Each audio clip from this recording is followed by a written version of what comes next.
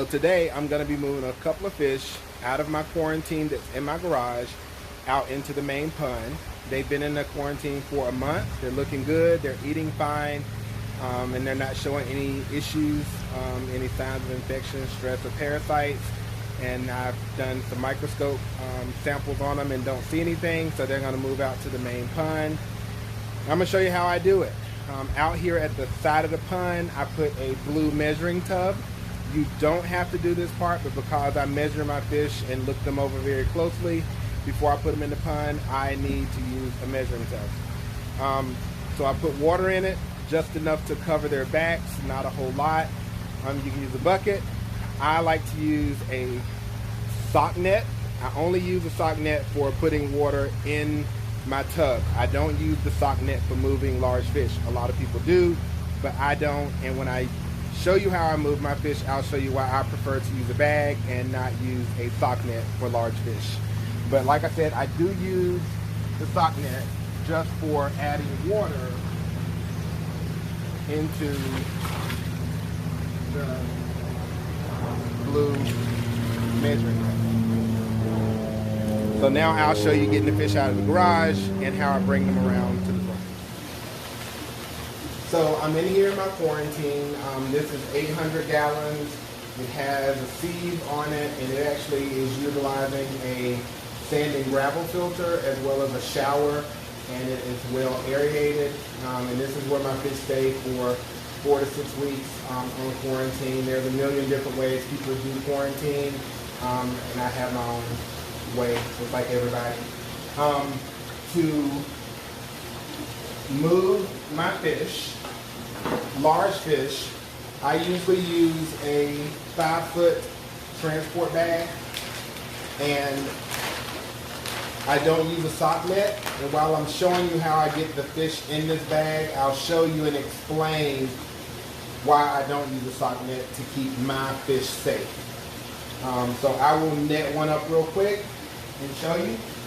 So the first one I'm going to catch is a shushui. It's important to have a good net that is a dish net. It's not deep because you're just using these to guide the fish. You're not using this to lift the fish. So that's important. And go slow and be gentle and never force the fish to do anything.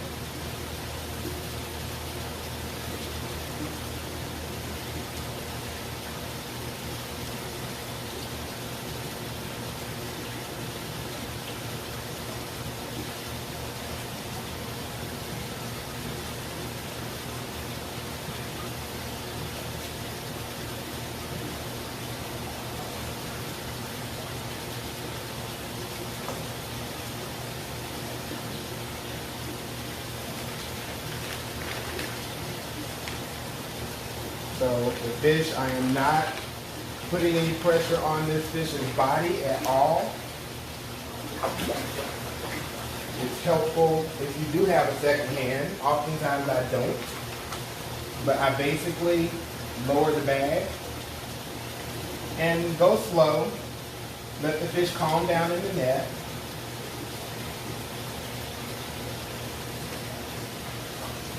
Got the head around. And once the fish is in there, take the net out of the way so that they don't bang their bodies against the bag.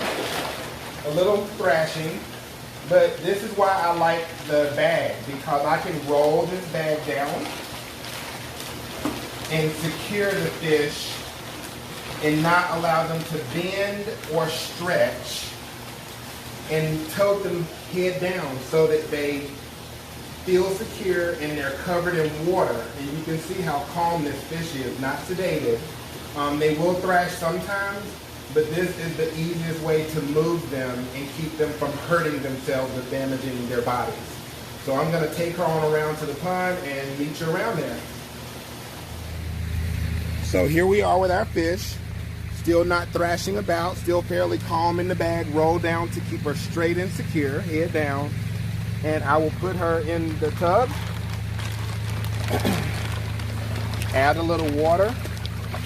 I like to keep my fish as comfortable as possible. And I don't like to rush them. I think it keeps them calm and you reduce your chance for injuring the fish.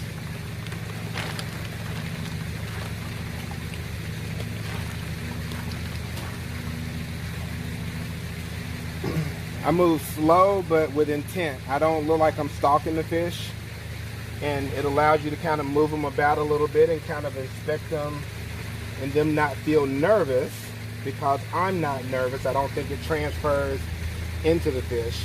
Now, on the same token, no fish likes to be flipped, but she is going to have to be flipped because she's currently 21 inches, but I need to look at her belly. So I'm going to flip her over and show you how I do it.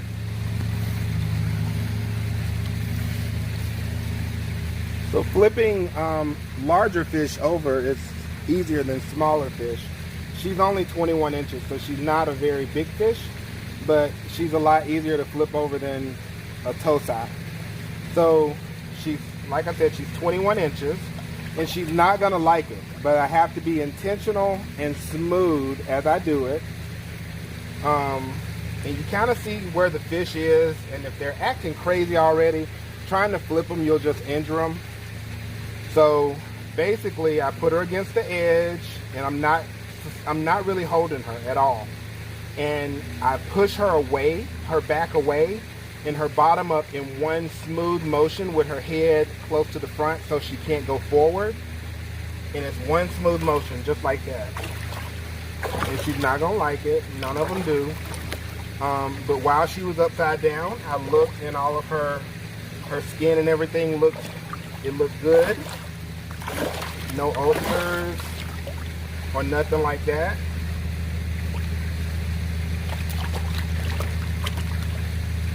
So we'll put her in the pond.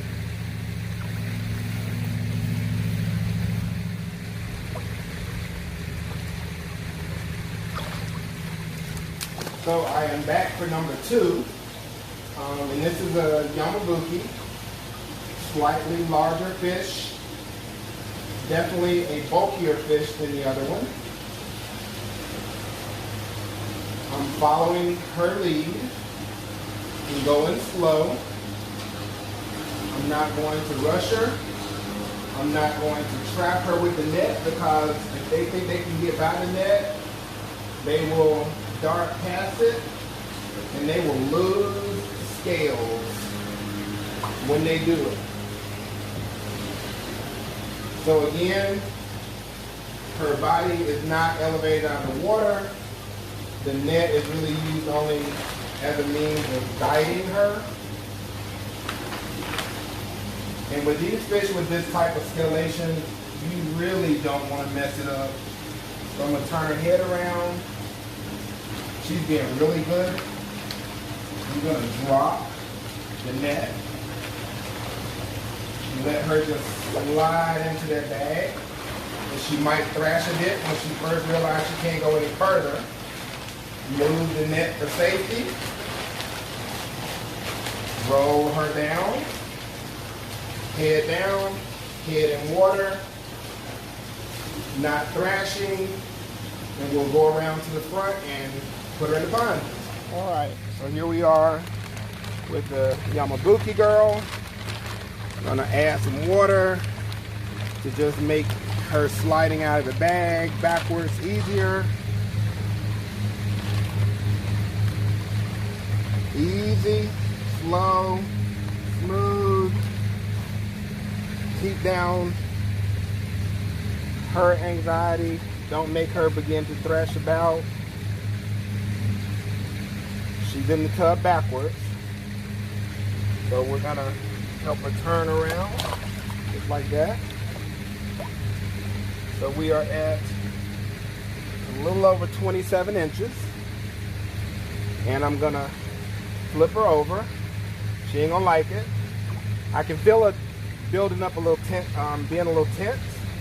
So I'm gonna give her a quick second.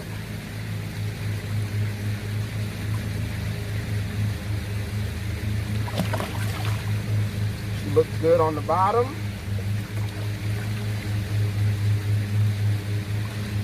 And we will add her to the pond. Add her to the pond. See how she's not ready? Not gonna rush. Give her a second.